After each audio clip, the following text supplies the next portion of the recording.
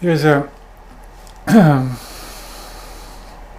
there's an interesting paradox going on in most of the Western world, and that paradox is everybody wants to be me and make me happy, and at the same time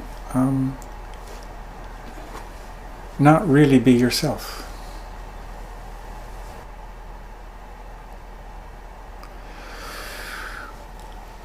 One of the biggest themes of the friend work, and one of the main directions, where does this work go? It starts off with being aware of yourself, learning to explore yourself, learning to get the feel of yourself, learning to be kind to yourself. I can't emphasize that enough, learning to be kind to yourself wherever you are. What if you just open your heart to it and be kind to yourself? And what if you let yourself feel what you feel and embody it and stay in the body and stay present with yourself and believe in yourself? This is where we start. But in the unfolding of being kind with yourself really starts to change and grow. And most of us have the idea that there's something wrong with me, or there's something dark about myself, or something not perfect, or something I have to hide, or the usual stuff. But as you let the self be nourished with your own attention and your own kindness, the self starts to unwind, and it does throw off some rough stuff. But as you let it unwind, the self reveals more and more of its goodness. The goodness that we see in other people, you start to actually experience in your own self. And that there is in each person intelligence, creativity, aliveness, humor. And in coming to know yourself and seeing yourself start to reveal yourself, then comes another big step, another big part of the friend work. Realizing this self has a life to live. We're here on planet Earth, not accidentally, not purposelessly, but actually we are divinely created and part of something bigger. As we get to know who we really are, we start to get the feeling, do I have feathers? Do I have claws? Do I swim? Do I fly? Do I dig? What am I like? And if I really support my basic nature, what's my role? What's my place? What's my life to live?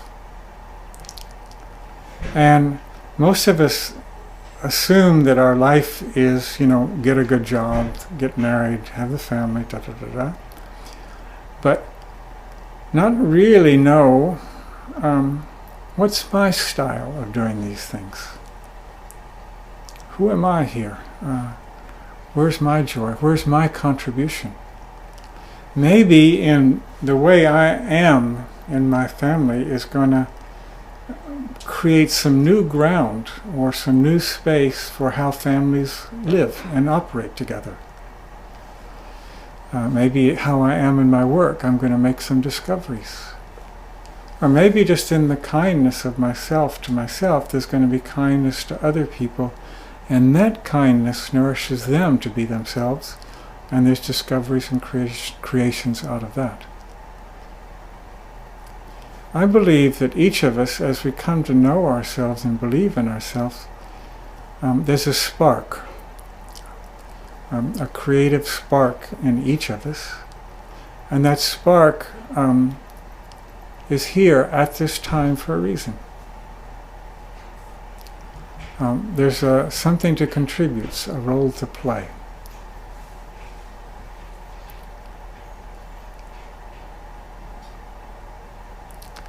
We're in a time now where the earth and the society and the politics is going through enormous changes.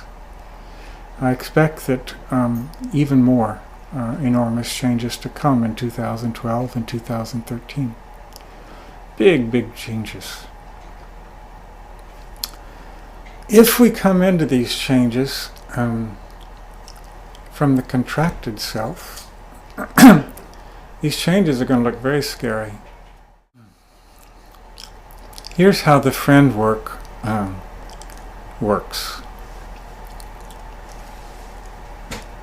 If I can be kind and friendly with myself, wherever I am, something starts to relax.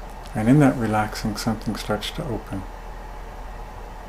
And I genuinely mean from wherever I am. Some days you're going to wake up sad, some days you're going to wake up lonely, some days you're going to be angry, some days you're going to be lost, some days you're going to be in a cloud, some days you're going to be in a fog, some days you're not going to be proud of yourself, some days, wherever you are,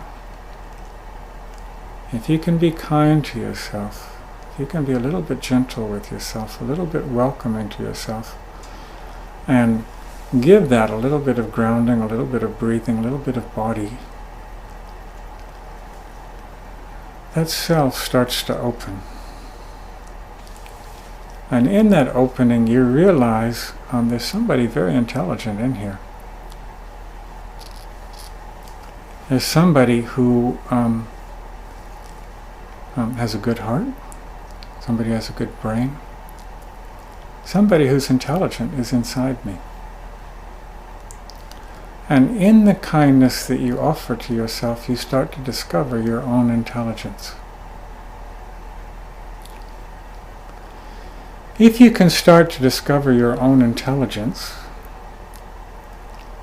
you also discover that your own intelligence, and it could be heart intelligence, we could call it love, we could call it intelligence, it could call it clarity. But if you can be kind to your own self, and discover the taste of your own intelligence, you see that your own intelligence starts to connect to the intelligence of other people. In your love, you start to feel the love of other people. In your kindness to your own pain, you start to feel compassion with other people who are in pain. In the skills of the friend, the skills of grounding, the skills of being kind, the skills of being present, the skills of believing in yourself, the skills of learning to trust yourself, you start to find that yourself has heartfulness, it has intelligence, and this intelligence opens. The heart opens. And in the opening of your intelligence and in the opening of your heart, you start to discover more and more connection with other people. In a really beautiful, good way. Your heart starts to feel the heart of others. Your intelligence starts to meet the intelligence of others. Your presence starts to recognize the presence of other people.